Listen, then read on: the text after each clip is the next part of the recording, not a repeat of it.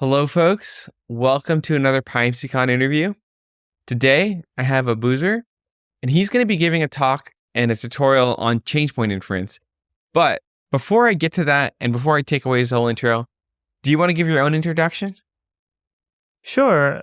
Hi, everyone. My name's Abuzar. I am a postdoctoral fellow in the CATS lab at Brandeis, and my work involves studying the dynamics of temporal interactions between brain regions relevant to the processing of taste. So we record electrical signals from the brain. We look at the dynamics after you give rats a small volume of liquid with different tastings, and then we see how brain regions respond over time to that and how their interaction changes over time once that stimulus has been delivered. And we find that in a lot of cases, these changes in brain activity are very sharp, and so they can be modeled well with things like changepoint models or hidden Markov models. My work has involved building different kinds of changepoint models to better explain the variations in our data.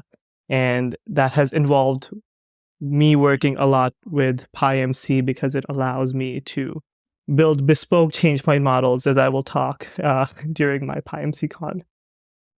Thank you for that introduction. So something I always like to ask is, you're not a statistician, you're not doing a PhD in statistics. So how did you get into Bayesian statistics to begin with? I started, learning more about machine learning as a senior in undergrad. I was like, oh, wow, you can do some really interesting stuff with some of this. And over time, especially after I started my PhD in neuroscience, I started getting the sense that your brain especially does not think in terms of point estimates. Like, you have an idea about the confidence of any decision that you're making or any perception that you have. And especially because that's part of your brain, it also seemed relevant to the world at large. And so I started looking into how that can be modeled in terms of statistics. And I came across Bayesian statistics from that sense. But probably the biggest influence for me was one of my seniors in lab, who was already using PyMC for some of his models. And it just kind of blew my mind that, there is this pretty straightforward way to build very complicated models. And the inference is super easy. And so that got me started into learning more about Bayesian modeling and Bayesian statistics, and how I could use that to apply to my data and answer my scientific questions. Oh man, so one is, I like that connection there between you're doing brain research and you're thinking about the way your own brain thinks about probability. And then you stole my next question, which was great. It was that your lab mate was using PyMC. So that's what got you into PyMC, given this is PyMCon. I don't know if you know the answer to this question, but if I can ask, do you know why your lab mate started using PyMC versus anything else? I actually don't. I think at that point, he probably followed a similar journey where he was looking for something beyond point estimates in his inferential questions. And I think at that point, PyMC was the best tool on the market to be building, kind of putting together complex models and doing inference. And I mean, from me using it personally, I think it has a great layout, but I want to say that all of those things put together, like ease of use and the power behind the models, probably was what got him into it.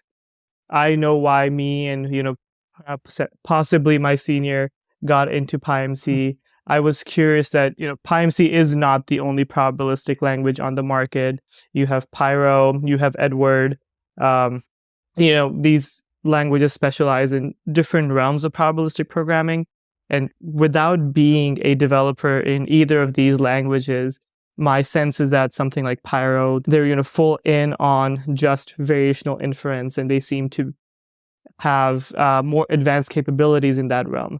And so I wanted to ask you, given your domain knowledge and your expertise, maybe how did you get started with PyMC and why you stuck with it? Like, what are your reasons for using PyMC? Oh man, it's the first time I've got asked a question during an interview. But the dumb answer is, I was working at SpaceX on rockets, and I needed, like you said, to quantify uncertainty, particularly in the way that the pieces of material to build a rocket were being delivered. There's a lot of material that needs to be delivered to build a rocket, like tens of I'm sure. thousands, if not hundreds of thousands of parts, and they all have to be there at the right time. And Elon Musk is really impatient. So I saw PyMC for two reasons. The smart reason would be it was an expressive language that quickly got my problem done. The dumb reason was that it also had a rocket logo, and I was like, well, I'm building rockets, so I guess this must be some connection. Second reason is not very good. The reason I've stuck with PyMC over the last 5 years, from a PPL perspective, it is pretty well featured. It can express a large number of models. It's under super active development. So even in the last 5 years, there's been tons of development on both the language and the back end to keep it modern and moving forward. And then the bigger part is actually the community. I didn't learn statistics formally, especially Bayesian statistics. So there have been very nice people in the PyMC community, and then the wider Bayesian community that have helped me learn how these things work, how to use them properly, and how to interpret them. And so just the people is the third reason. So that makes sense. Yeah.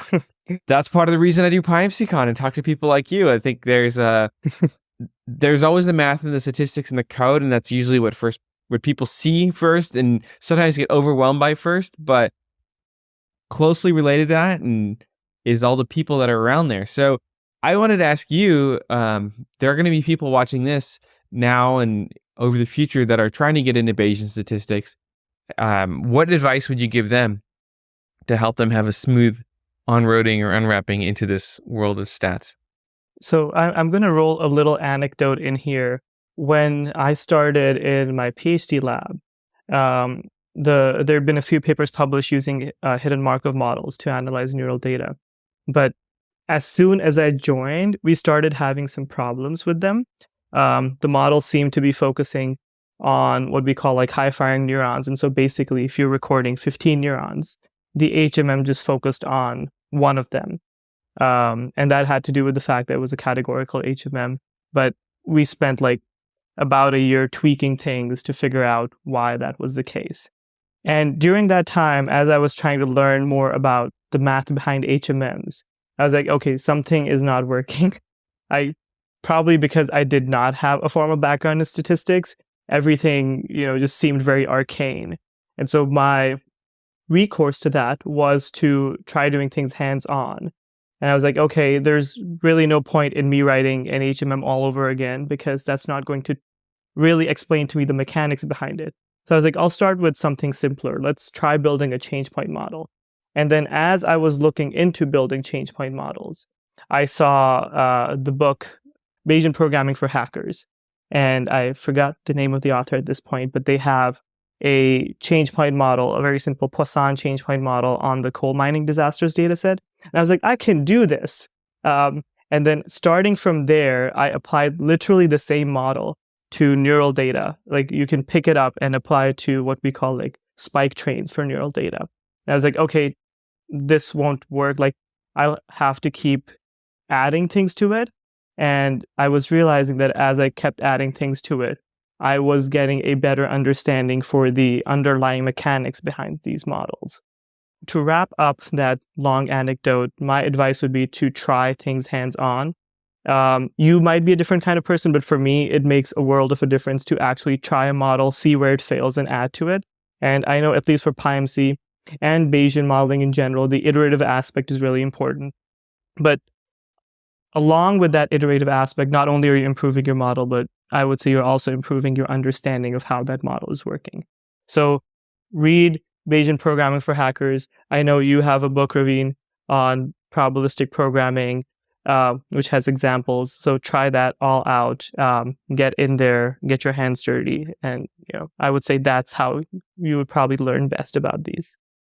Great. Thank you for that anecdote. And certainly with your talk, there's going to be more hands-on examples for folks to try out pretty soon here. So folks, as always, if you want to see Abuzar's talk and his notebook, it'll be on the PyMC Discourse, and all of the information will be on PyMCCon.com.